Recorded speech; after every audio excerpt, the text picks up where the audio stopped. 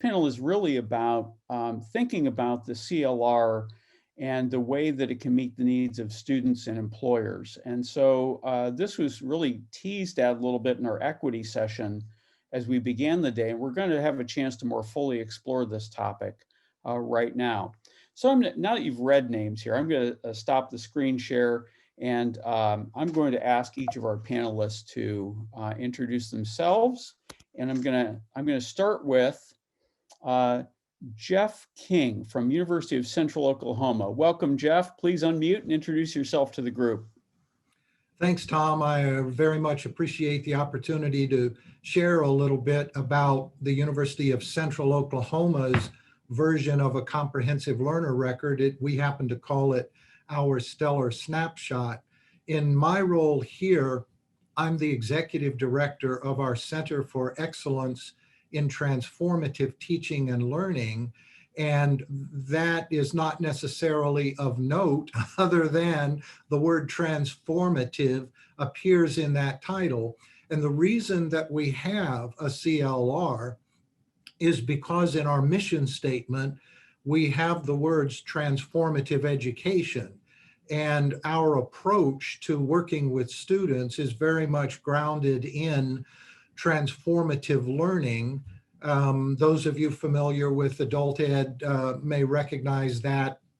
It's been around since the mid-70s-ish. But very key to that particular approach is critical reflection.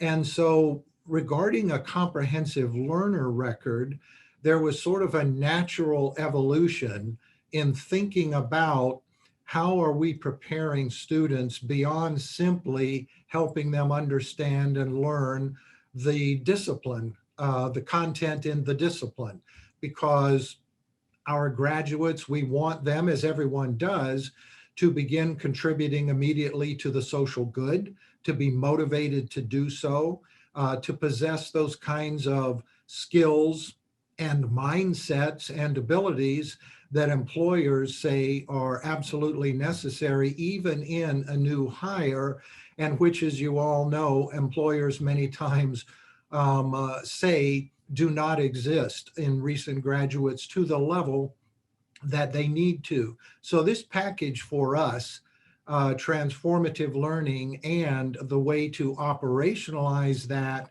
and then track and assess in an evidence-based manner how those students are developing those skills, that's what led to our design, launch, and implementation. And we've been at this now for over 6 years of our Student Transformative Learning Record, STLR. And I won't go into a lot of detail about that. I've got a breakout showcase coming up after this if you're interested. But the key thing about that regarding CLRs is that the documentation, if you will, of students' development of those skills, which includes a very strong self-reflective component across the time of their undergraduate degree years at our institution, is captured on our version of the CLR. We call it our Stellar Snapshot. And the employers have been enormously positive about this. From very early on, we convened our Stellar Employer Advisory Board, representing most of the major workforce areas in the Oklahoma City metro. And they gave us great feedback on what is it that we think should be shown in this kind of a record? What makes it useful and user-friendly for hiring managers, let's say, in the interview process? What's the design, the look and feel of the thing that appeals to us? How do we ingest it into our legacy systems? All that kind of information was very much on the table, and we worked with this group, and we still have these meetings with this group, and they are working sessions. So they provided a great deal of information. We've actually had members of that group who are hiring managers talk with other institutions that have adapted and adopted Stellar exactly about how they as a hiring manager use the stellar snapshot in a hiring interview. And then very quickly from the student perspective, I'll say just the one thing which we hear so frequently from students about the value of this thing called the stellar snapshot. It's a formative value because they see this development across the entire time of their undergraduate degree work, and that enables them to tell their own story, not just about the development in general, but to respond in specific ways to the hiring manager's questions in an interview when hiring managers are drilling down to try and find out, well, you say you've developed leadership skills. I see it on your stellar snapshot. What does that mean? When did it happen? Give me an example of how you used it. And so the students have told us many times from the capstone classes, thank goodness for this documentation. It's made me feel so much better prepared to go into these interviews in my post-UCO life.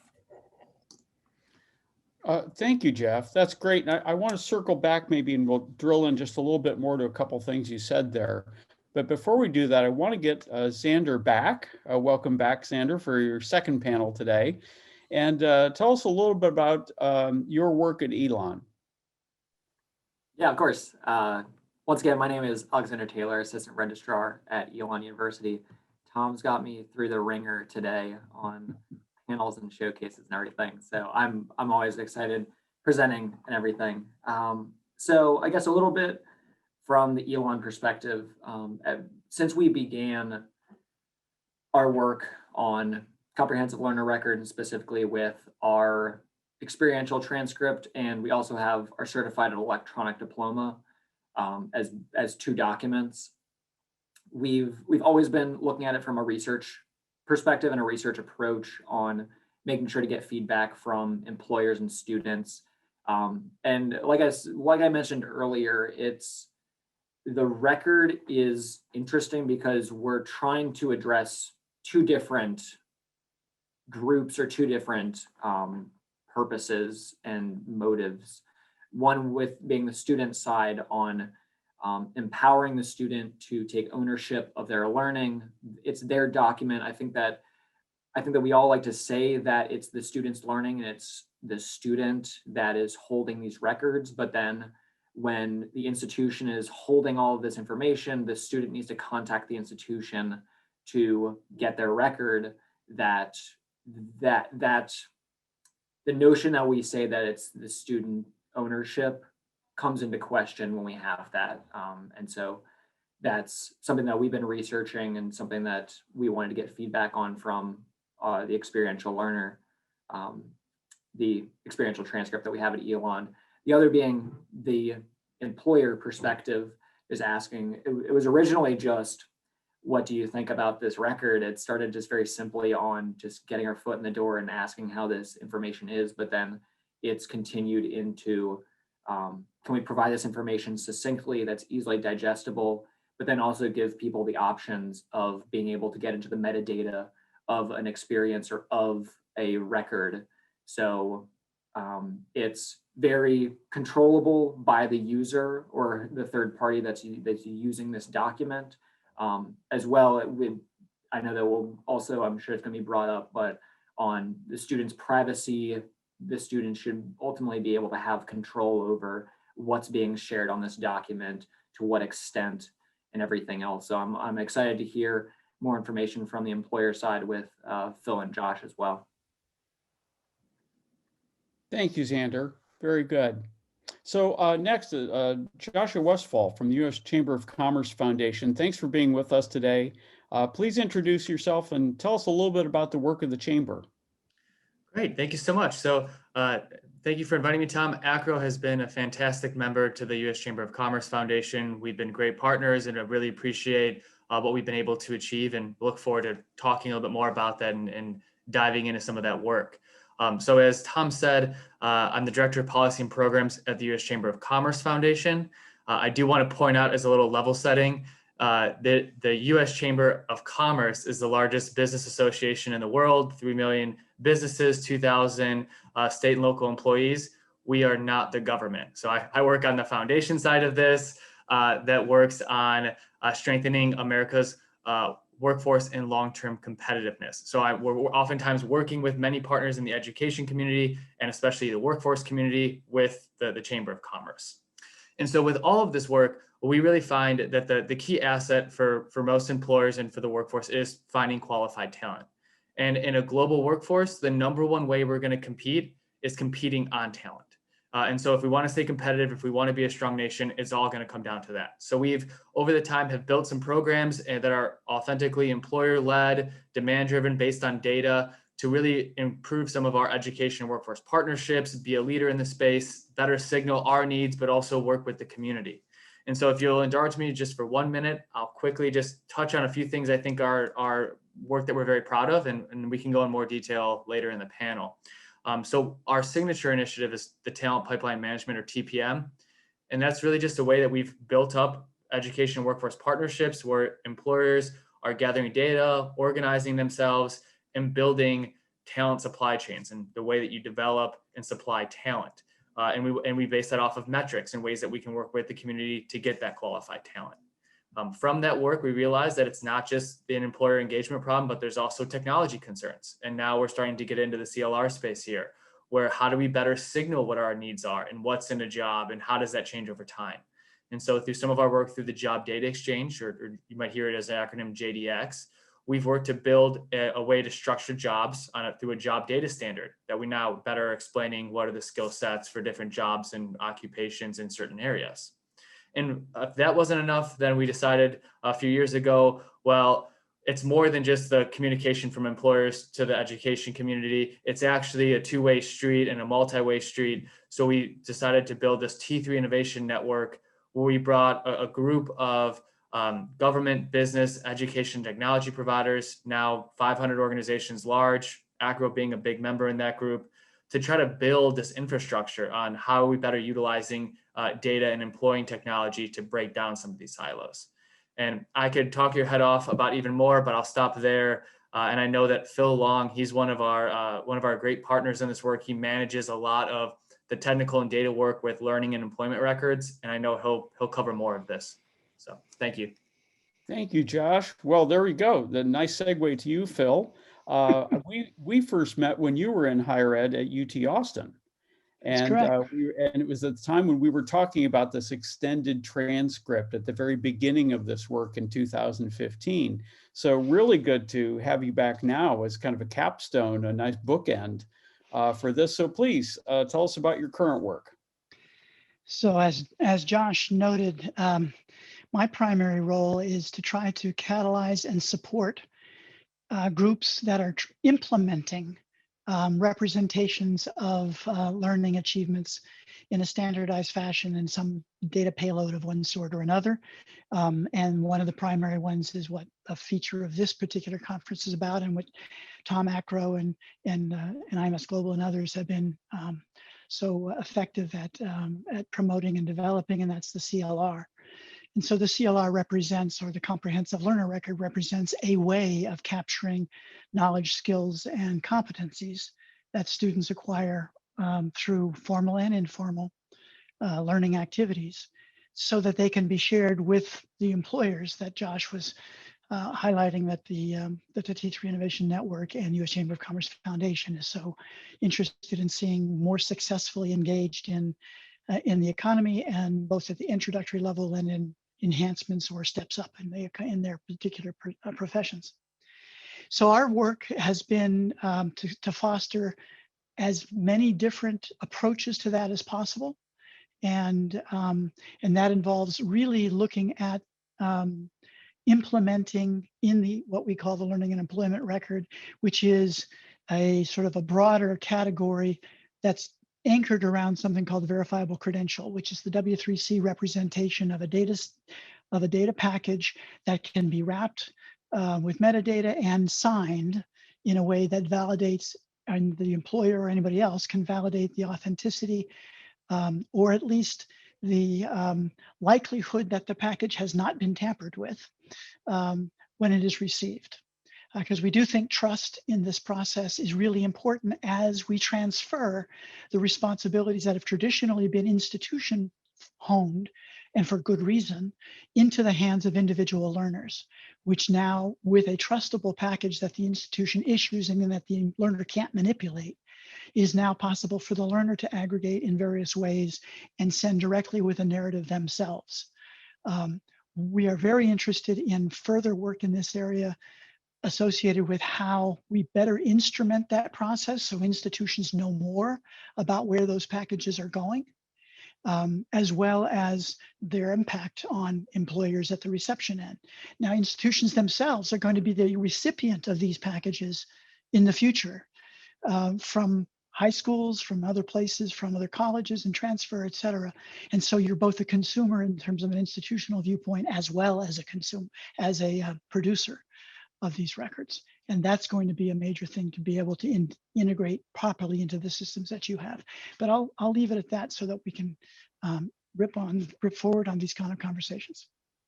Great. Well, there's certainly a lot here. Thank you, Phil. And some of the points you brought up there were really interesting ones, and I do want to circle back a little bit on especially the security of the record and validation of claims as part of this. So let me go back to our first to Jeff and Xander, the first two folks who are speaking to us from higher ed. When you started to introduce this brand new thing, because you're both very early on, you were early adopters here. And so obviously when you went out to employers, this was something they hadn't seen before. This was a new entity. So first, two-part question, how did you go about introducing it to them? What methods did you use? And then what were some of the responses? What was their reaction to this when you first introduced these records? Maybe Jeff, I'll have you start, and Xander add on to that. Yeah, thanks, Tom. It was a very interesting ride, obviously, because exactly as you suggest, this is a new concept in many ways for employers. The way that we went about the introduction is that we very definitely highly leveraged that Stellar Employer Advisory Board. And we had some very frank conversations very early on. One of the things we learned from them in these very early and frank conversations is that they did not hold programmatic advisory boards in very high esteem. In other words, we were a little bit shocked to hear that almost to a person among this group of employers, and many of them were members of, our own institutions, say engineering department advisory board. And you all know how those work in higher ed. They convene maybe twice a year. And as our employers told us, they didn't feel like it accomplished a great deal because they never felt very listened to. And this may be, hanging out our own dirty clothes on the clothesline, but this seemed to be a ubiquitous thinking or a ubiquitous idea that all of the people in our employer advisory board told us. And the reason we were asking about this is because we thought, okay, wouldn't the employers tell our universities via program advisory boards that A, they want these skills that they're not seeing, and B, let's work together to figure out how it can be that we as the employers would know this stuff that we want to know about new hires. And so the employer advisory board then, our Stellar Employer Advisory Board, coming, many of them, from that background, were eager to actually maybe have a part in developing something that would be useful in this regard. And I think that motivated them, that excited them. And it was a very, very positive collaboration from the very beginning. I mentioned they helped us with design considerations, usability, and things of that nature.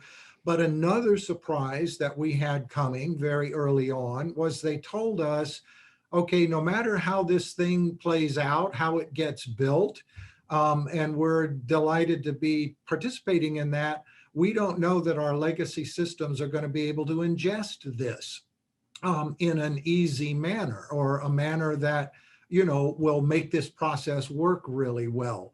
So they had that concern at the beginning.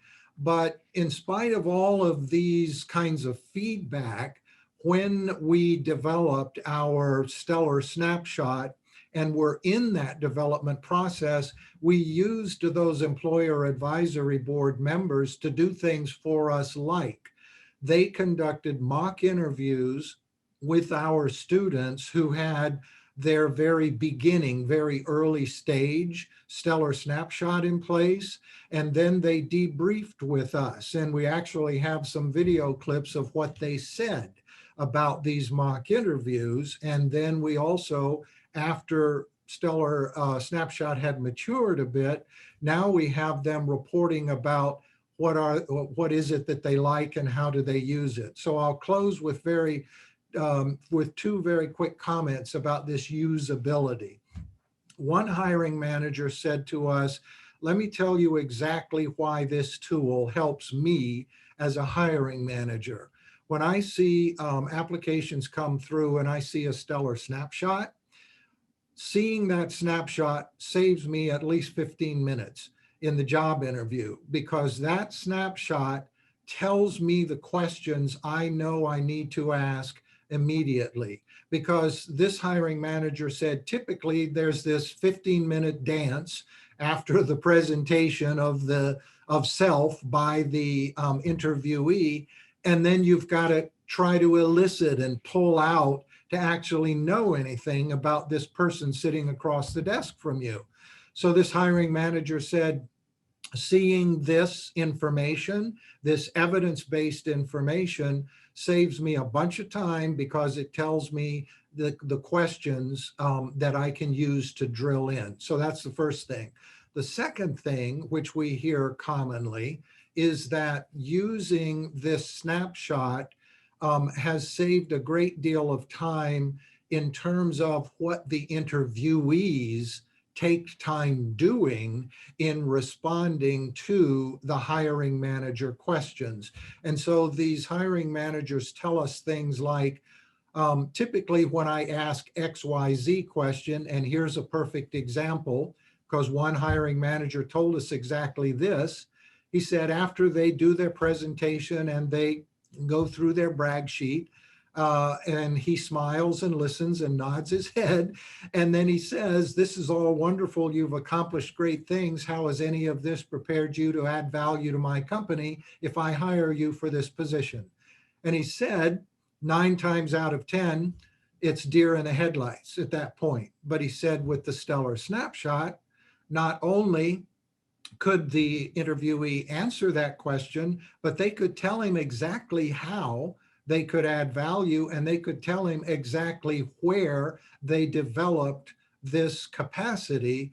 And he said what it did from his perspective as a hiring manager was it was so much more informative from the interviewee's point of view in terms of what they're saying to him.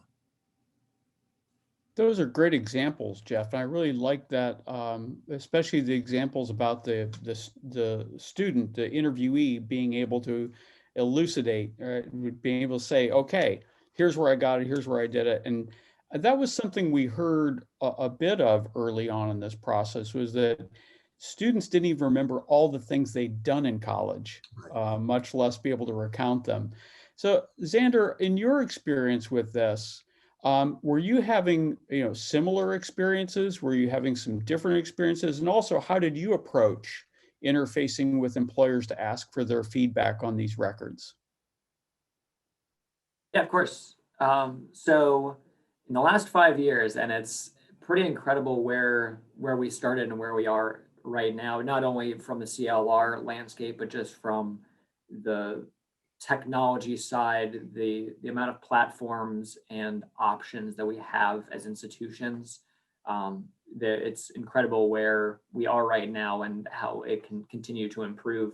When we started in 2015 with our first visual transcript, the first iteration, because it was so new to employers, when we were designing and implementing our first iteration, we were trying to make a document that wasn't foreign to or unrecognizable to an employer. It honestly looked extremely similar to the academic transcript. It was sort of on professional letterhead, on academic ELON letterhead. There were it was more or less another list of experiences that students participated in, similar to the academic transcript, and we were providing that information. And we got good feedback. It was, of course, new for employers, but then as we began to test what's the design of this, how can an employer or how can a third party ingest this information, that's where I think the project's now much more visually appealing, less about the chronological sort of list or ledger of what's been going on, but more of what are the core themes of what your institution is participating in. I think that it's extremely important that you create a comprehensive learner record that's based on the mission and values of your institution, not just following what everyone else is doing, because similar to students, as you're marketing to them about why they should be coming to your institutions, that employers are thinking in the exact same way. Why this student, what's unique about their experience compared to others, and how can you inform students about that experience through your record, through the experiences that are captured. And so I guess that's where we started off. Since then, this has grown beyond just sort of a PDF transcript, that we now have platforms that cater to these, that can hold all this information, collect from all these different data sources, and be able to package this to an employer or to a third party. And I remember, and you even showed some of the tables in our first panel from your surveys. You've surveyed a lot of your employers and asked them time over time, right? Is this adding value?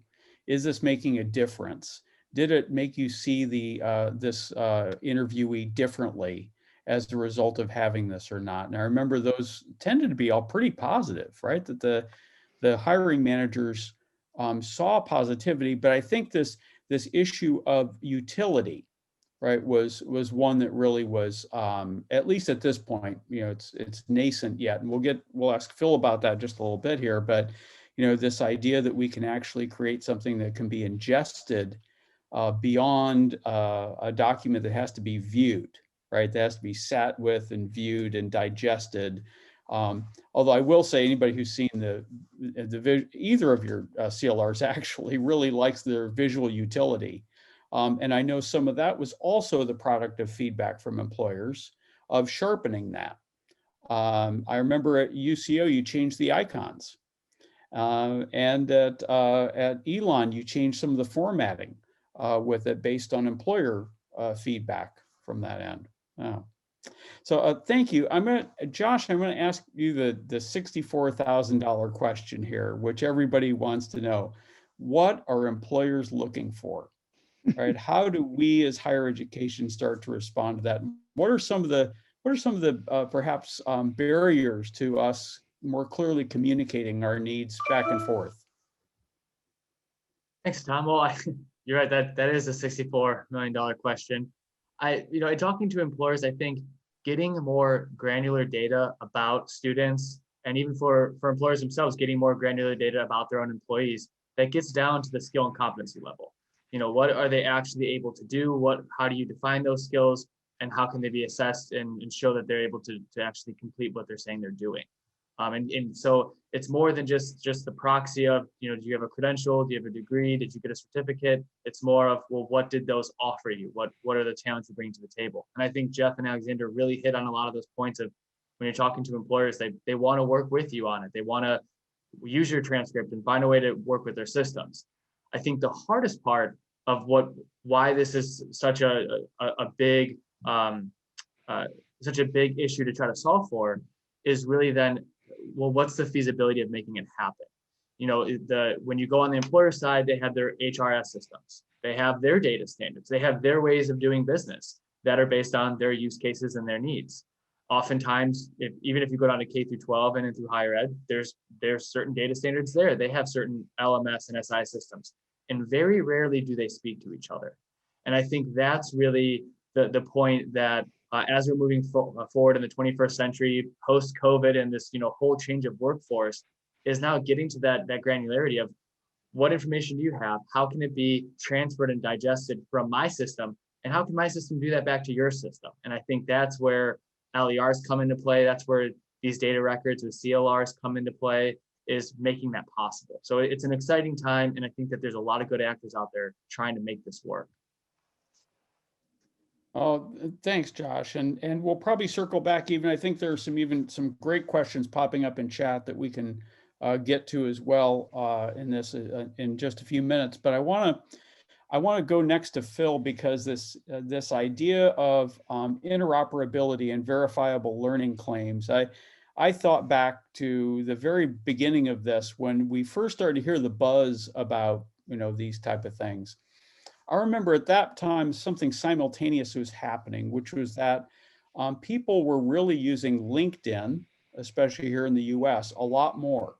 And so there were all kinds of things going up there.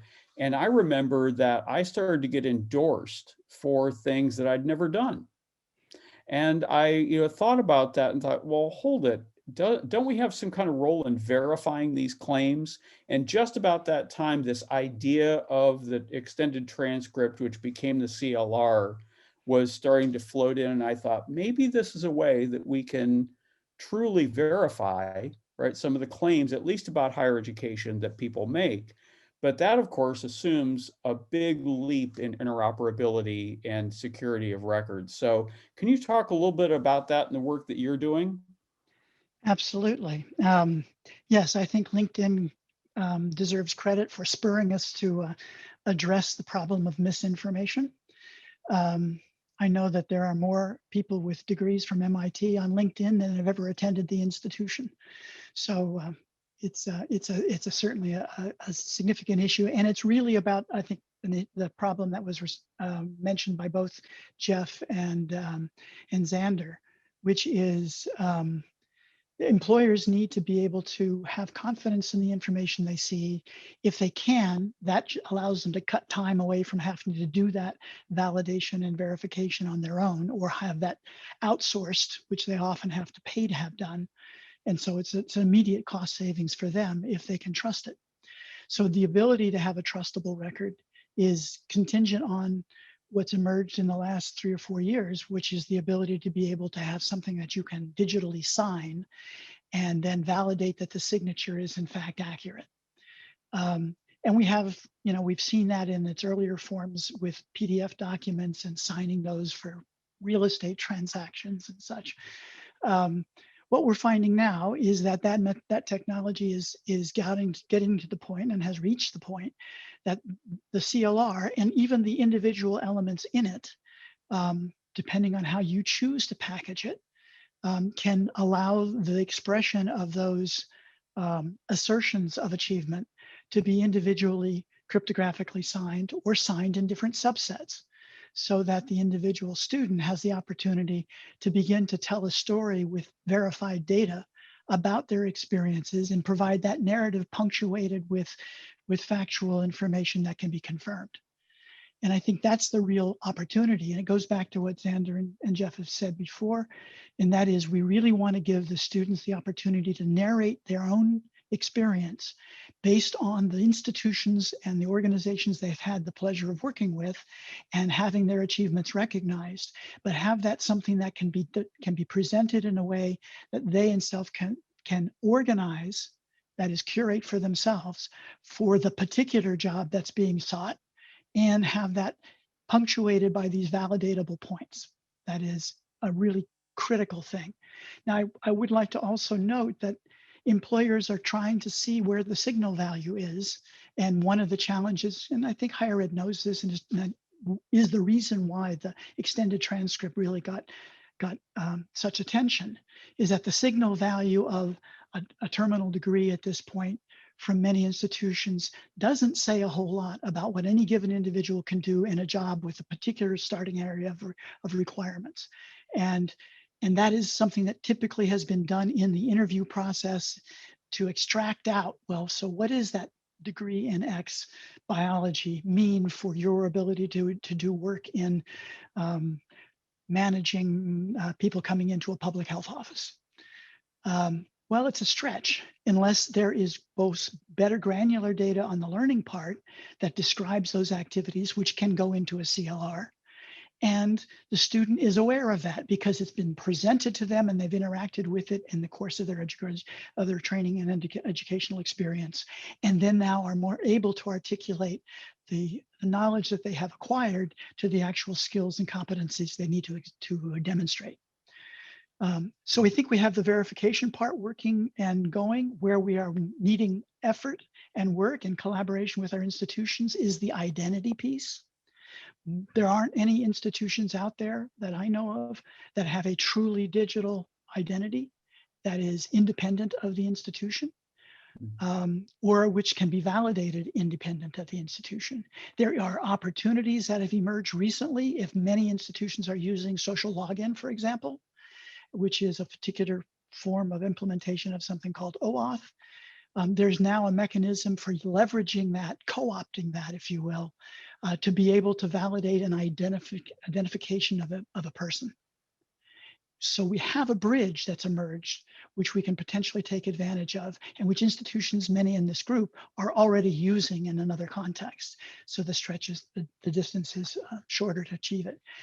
Employers on their part, Josh mentioned, are getting this information in a way that's more easily digestible. They're getting a view of it when the presentation of the CLR, which is more effective for them, but getting it from there into a computationally ingested method to get into their own systems, as opposed to simply do screenshots and retype it in, remains to be the barrier that we have to achieve. And the good news is there are groups like HR Open that we're partnering with in the T3 organization that are building data models that can accept the kinds of data in the CLR into their, in their case, HR Open records of varying sorts, whether it's ultimately going from a comprehensive learner record to an earning record. And there's discussions about the language of that. But nevertheless, that's the currency of skills and qualities that actually translate into income that we need to be able to document for learners, and which are in, as a starting point, the CLR at the entry point. So, so that's an important next step for us. And Phil, that's a great point. I'm seeing this thread weave through some of our platforms and conversations throughout this conference of, we're working on standards on our side so that we can hopefully interface with standards elsewhere, right? So that, Exactly. right, because these big intake systems that a lot of the major employment areas use are like our own SIS, right? That they're intaking data streams and information that we've automated and created ways of doing that based on standards. And now we're trying to get these things to start to talk to each other or be able to understand the information that's coming from one source and going to another source. I had to chuckle just a little bit about the point about taking a piece of paper and typing it back in. We've had the SPEEDY standard now for almost 30 years. And still there's way too much instance of transcripts being received in PDFs and then typed back into systems. So, let's hope that this is yet another advancement in getting people to use the data streams. We want to do what the vaccine folks have done in 8 months that used to take 8 years. There you go. Yeah. And Josh, I want to ask something that popped up in the chat about small businesses, because oftentimes, and even when we were thinking about ingestion of these records, that works really well with, a Google or an AT&T or something who have these big intake systems. But what about the small businesses that employ so many people? How, what comments would you have about this moving forward to them? Yeah, it's a good observation. And the solution for that from the small business person's standpoint, at least a couple conversations we've had on this topic, is that because many times the small businesses do not have sophisticated applicant tracking systems necessarily, or ingestion systems. Although that's becoming much easier and more affordable for them to do. But if the CLR is available to be presented in a way that fits with the way they've quote unquote always done business, then at least it doesn't kick them out of the sandbox. In other words, if, for example, one of our students, our graduates, had an employer say, and students have said this to us, send it to me as a PDF, because that's how I know our review committee or the hiring manager is going to want to print it out and use it. And as long as you can do that for those small businesses that aren't in that scenario where they've got these sophisticated systems, then you don't disadvantage the small business. I'd finish, Tom, with just two really quick observations, and both Phil and Xander had touched on this earlier, and that is learners owning their own stuff in order to be able to tell their own story. And one of the things that excites me about the CLR is that, yes, it serves this purpose in terms of how institutions think about CLRs, but if your CLR as a learner goes into an electronic wallet or some other similar mechanism, then that wallet is also the place where you have your CLR version, your academic transcript, all of the badges, and if they're 2.1 compliant, then tracking back to what Phil mentioned as the evidence means that employers can trust this. But a learner who's self-sovereign with that batch of stuff can tell her story even better than just based on the CLR. So I think that is an enormous, enormous opportunity here that CLRs have to contribute to what is clearly going to be the future of employers looking not just at transcripts from universities, but looking at badges from coding academies, certifications, everything. And you got to have a place to keep that stuff together so that it's dependable, verifiable, a self-sovereign place. We happen to be delighted to be working with eLocker, which has met the IMS standard, one of the first ones on that. But that's an incredibly exciting opportunity for CLRs. Thanks, Jeff. Phil, you've got a comment on this, I know. Yeah, I just wanted to follow up by saying, and part of it is a shout out to the North Dakota LER project that we've been working with, which includes RANDA and the state of North Dakota's education system, where they have actually built a credential publisher that creates a verified credential based on the CLR as the data payload, which is open source and available to everybody to download from the GitLab hub site of IEEE. And I say that because it's the first opportunity for anybody that may not have all of the technical wherewithal and the like that goes behind some of these tools to be able to start to do that with something that just works on their own. The other side of that is the employers generate learning experience for their employees. And often that needs to be and is valuable to document equally. And as Jeff mentioned, they're not usually as well equipped as some of our larger institutions from a technological point of view. So asking them to run a system that generates a CLR, that signs it, and that pushes it out to a digital wallet for a 200-person company that's trying to get by with a couple of Excel spreadsheets and maybe a tax system that they connect to is a big ask. And so we need to then break these things like the credential publisher tool up into manageable components and have new opportunities for businesses or universities to run pieces of those on their behalf, so that this can be an easier lift for the employer. And I think it's that sort of direction that we're trying to move for. And we welcome other institutions in attending this group to work with us to develop LERs of their own unique capabilities. Thanks. Oh, thanks, Phil. Josh, last comment, and then we're thank you. Great. Well, I would say just the last comment is we talked a lot about interoperability and systems and data standards. And I think one of the principles of the T3 network, but what we've just found nationwide through all of our different programs, is we're not going to find one language, one platform, or one standard to rule them all. We're not going to make everyone happy by choosing one and then everyone has to accept it. I think where we are in society now is the openness and the ability to have access and ability to understand what data is being used and how it's being used, and then possibly some open code or ways to ingest it. That becomes more of the marketplace we're looking for and more of the free enterprise system of the talent marketplace that I think would benefit even those who are creating the technology to get more people involved in. Great, fantastic. Thank you. And please join me in thanking our panelists today. It was a great discussion and just so rich. And I think we could have gone on even a lot longer with it. So thank you so much for being here, contributing to this. We do have a break now, and I'm going to try and get us to make up a little bit of our time and be back here at 2 p.m. Eastern time, so less than a 15-minute break.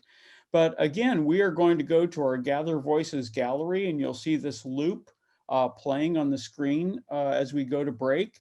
And for those institutions who participated in our project, we really encourage you to go out to the Gather Voices gallery and create a reflection, because we are adding to the technologies we're using to try and capture information about the CLR in this project. So that's going to add even more to this. So enjoy your break, and we'll see you back here in just about 11 minutes, and we'll do our next showcase round then.